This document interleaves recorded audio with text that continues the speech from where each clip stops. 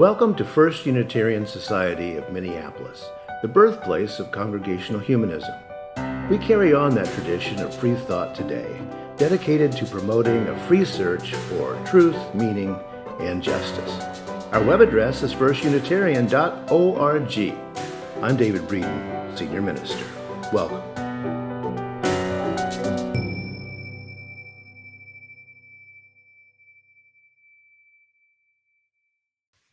We awakened this past Christmas morning to a disturbing news flash.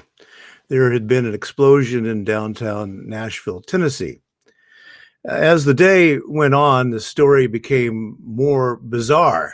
The bomb was in an old RV. A recording was playing, warning people about the bomb and counting down. In between announcements, the recording played a Petula Clark hit from the 1960s downtown. The detonation occurred when the fewest possible people would be in the area to minimize casualties.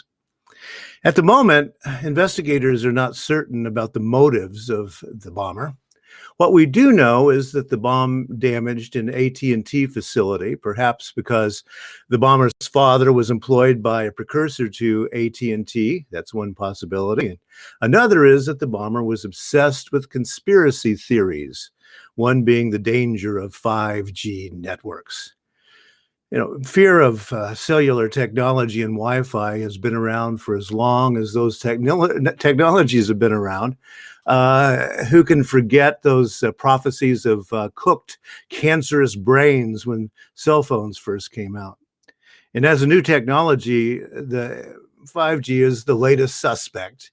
In addition to that, the spread of 5G networks and the spread of the coronavirus were bound to get linked in the minds of conspiracy theorists because they were happening at about the same time. Something on the order of 50 cell towers in the United Kingdom were destroyed just in the month of April this past year as the initial spread of the virus in the UK occurred. And this current outbreak, if you will, if you enjoy puns, of the conspiracy theory appears to have begun in France in the right-wing blog titled Les Moutons Enragés, the enraged sheep, or maybe the rabid or mad sheep. The fact that Facebook began cracking down on sites propagating the theory only made conspiracy theorists more enraged. And so the logic of this particular conspiracy fantasy appears to be that 5G technology causes radiation, which spreads COVID-19. Perhaps, goes the speculation, the pandemic is all about those towers that are going up all over the world, because weren't they building 5G towers in Wuhan when all this started? Another conspiracy theory that the bomber may have bought into was about shape-shifting reptilian aliens who, as the theory goes, are disguised as world leaders, such as the Obamas, and celebrities like Justin Bieber. And then there's the satanic cult of pedophiles and cannibals that QAnon devotees fear. And I'm sure this list goes on and on. To repeat, investigators don't know at this point if the Nashville bomber bought into these conspiracy theories, but a lot of people do, somewhere up to 25% by some estimates. And that's my question for the day. Why do people believe fantasies like these? And I guess there are multiple reasons. The reason I want to focus on today is the function of images and symbols in the mental life of human beings. Because our theme for this new January is imagination. And today I want to think about the images and the imagination and how those images can lead us to clarity and to delusion. Because the first step in getting beyond manipulation, I think, is to understand what images in general mean to the thought of we human beings. And the second step is about interrogating those images concerning who and what put them there, why and how, and can we accept them or should they be ignored? Perhaps the most amazing thing about human consciousness is that even though every one of us has it, as has every Homo sapiens who has ever lived for the past 50,000 years or so, we still have no idea what consciousness is. Different disciplines define consciousness in different ways, but none of them have cracked the code convincingly. Do we think in words? Do we think in images? Do we think in a combination of these, sometimes in one, sometimes the other, sometimes both? Or are we perhaps fooled into thinking that we think in words or images when actually we don't think in either one of those? We don't know. And if there's anything that's hiding in broad daylight, it is the mystery of consciousness. Does our consciousness function like a spotlight, maybe, shining on one spot for a length of time? Is that how we pay attention? Is that how we focus? Is that how we attempt to be mindful? We don't know. Is consciousness something created by our brains? Or does consciousness exist all through the universe? It's this special stuff, and we human beings each have a little sliver of it, but so do all the other objects in the universe. All these are good questions, and no one at the moment has definitive answers to them. When I say cat or dog, you most likely have a subjective mental image that occurs to you. Perhaps it's even a complex image of a particular pet that meant a great deal to you. That's an image. By contrast, when I say White House, chances are you think of a whole matrix of meanings that are all jumbled together. For Americans, there's likely no doubt that we'll think of White House with capital letters, a building in the nation's capital. But White House probably doesn't mean only a building in Washington, D.C. to many of us. Some of us have actually been there and visited. Some of us have studied the place in history, and the list goes on. That is what a symbol is. It calls up a matrix of ideas and associations in our consciousness. And well, okay, but is that how consciousness works then? Is it heaps together all of these and we think we're thinking? And how does that work? The 20th century psychiatrist Carl Jung focused his thought on how our minds operate. He thought that we think in images and symbols. And he thought that we have two places where these abide, in our conscious minds and in our subconscious. For Jung, the conscious, the ego, is the enforcer of conventionality and ossified social rules, tradition. In contrast, the subconscious is accessed in dreams and meditation and in art and in states of mind that he called the active imagination. We cannot reach what Jung called individuation, becoming individuals, becoming a self-actualized individual until we integrate these two aspects of ourselves. Jung wrote, quote, "The creative aspect of the imagination frees us from our knowledge of the nothing but and raises us to the state of one who plays." And now by the nothing buts, he meant conventional thinking, the puppets on strings who believe in the status quo. Those who play are the people who have realized an assertion by the Stoic philosopher Marcus Aurelius. Quote, "Realize that your mental images and the voice in your head is not reality, but your subjective judgments." The fiction writer Philip K. Dick insisted that writers write in order to mess up the script that others are writing for them. And Jung and Marcus Aurelius would agree with that, I think. We become the images we imagine of ourselves, our environment, our social locations, our nations, and the natural world. We've got to stay awake to the images that are driving our thoughts if we want to avoid being puppets on strings. The Spanish philosopher George Santayana said, people become superstitious not because they have too much imagination, but because they are not aware that they have any. And Jung would agree. We are more creative than we know. We create or adopt our images of reality without even noticing that we are doing it. And that can cause some problems. The human imagination is an amazing thing. When I began to write poetry as a young person, my exploration of poetry focused on writers who focused on the boundaries of human consciousness. They were pushing on the envelope of what human consciousness was. The ability to consciously create and manipulate images is a way of exploring consciousness itself. And that's the point where art and religions meet. I'll read a little bit of a poem called Night Breeze by the contemporary French poet Claire Malraux to give you a little idea of how this can be done. Unexpectedly, the windows open wide during the night. The rectangle swallows the bedroom. It's a different night where life turns inside out like a glove. A veined hand emerges, leaf of a negative hope on the phantom wall. Pointing towards what? The cliff of a lake, sea snows, lunar suns, a rough but tender tongue darts from it, paying no attention to the guardrails of speech. Come unstuck. Drawings, framed mirrors, the scribblings of the world slip from the walls, docile and unafraid. The sheets knot themselves for an escape, exchange close body heat for the sweet, cold freedom of clouds. Images. Images manipulated to create an altered sense of consciousness.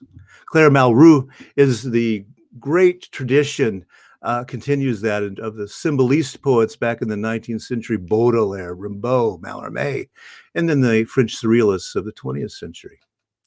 We have the ability to escape the bounds of the images that are fed to us. We only have to realize that in order to break those chains. That's one of the reasons I think it's good to study some humanities.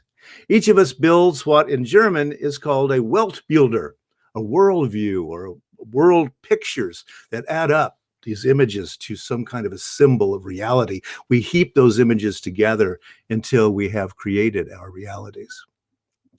Generally speaking, we do not become conscious of this constructed reality until something causes us to stop and consider how this happens.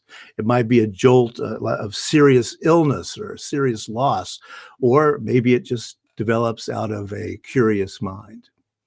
But whatever the cause, it is this pause to consider where the pictures, the images come from that shows us through religions and through philosophies and through art that what we usually consider as solid reality is in fact a shoddy and malleable construction. Our day-to-day consciousness of reality is always a fixer-upper. A religion or a philosophy or an aesthetic, in terms of the arts, is nothing more and nothing less than a heap of images and symbols that present an orientation toward living a life, a Weltbilder, a worldview, a way of seeing the world and dealing with the pleasures and the pains and the challenges the world offers during our lifetimes. But what about when we have images of pestilent cell towers and lizard people overlords and pedophilic cannibals running pizza restaurants? No, this is not about education. That's a common liberal mistake. This is about the mind chasing shiny objects and reinforcing our preconceptions of how we already thought reality was going, a dangerous place and unknown. The 20th century French philosopher Pierre Hadot developed a neo-Stoic philosophy of Marcus Aurelius. And number one on his list of ways to change our lives through Stoicism is one that I quoted a little bit earlier. Realize that your mental images and the voice in your head is not reality, but your subjective judgments. And that's the essence of ancient Stoicism. It's the essence of Taoism and Buddhism and some traditions within Hinduism. Until we understand this foundational aspect of human consciousness, we are puppets on strings. Pierre Hadot goes on with the Stoicism-inspired list like this. Stop being a puppet on a string. Get into the moment. Assess where you are right now. What can you change and what can't you change? Remember how short your time on this earth is. That's the list. The first step towards ceasing to be a puppet on a string is realizing that your mental images and the voice in your head is not reality, but only your subjective judgments. The way to stop being a puppet on a string is to realize that the images in our heads are creating our reality for us. If we let them, they will create our reality. The people who accept the fantasy that 5G networks spread coronavirus are puppets on strings. Images and ideas have been put in their heads by others, and those believers dance on that string, even to the point of destroying property and killing people. Those Confederate monuments are images created to pull at the heartstrings for that lost cause of the Civil War, leaving out that other image of the lost cause, the one about racialized slavery. As I said earlier, philosopher George Santayana understood people become superstitious not because they have too much imagination, but because they are not aware that they have any.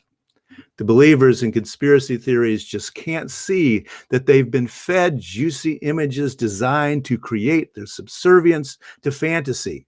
Killer cell towers, lizard people, pedophilic cannibals operating out of pizza restaurants. These are compelling images. They're shiny objects, and they have millions of people on strings. We progressives aren't immune. Ask yourself, who's pulling your strings? What's the image or the symbol that has you in its thrall? It's not only right-wing conspiracy theorists who are believing in the images that are implanted in our brains. Human beings are prone toward collective fantasies and then individual delusions. Here's an example. The American philosopher Frederick Jameson once said, quote, "It's easier to imagine the end of the world than to imagine the end of capitalism," end quote. And I think he's right about that. So why is it easier to imagine the end of the world than to imagine the end of capitalism? Is it that the juicy images of apocalypse are easier for us to conjure up? Forests burning, glaciers melting, soil parched, children starving, grim and visceral images. We already know what the end of the world will look like when it does come, and those images are terrifying. But the end of capitalism, what would that look like? The first step towards ceasing to be a puppet on a string is realizing that your mental images and the voice in your head is not reality, but only your subjective judgments. Cutting those strings is about realizing the power of images and undermining that power when it's needed, rearranging those images and symbols, questioning. Sure, those who play with images and symbols are going to make mistakes and chase shiny objects around. Yeah, we do. But we must be vigilant and awake and aware and always working toward human flourishing rather than living in fear. I'll end with a translation of chapter 12 from the Tao Te Ching, translated by Ursula K. Le Guin. And it's all about images, this little chapter. It's called Not Wanting. The 5 colors blind our eyes. The 5 notes deafen our ears. The 5 colors dull our taste. Racing, chasing, hunting drives people crazy. Trying to get rich ties people in knots. So the wise soul watches with the inner, not the outward eye, letting that go, keeping this. So may it be.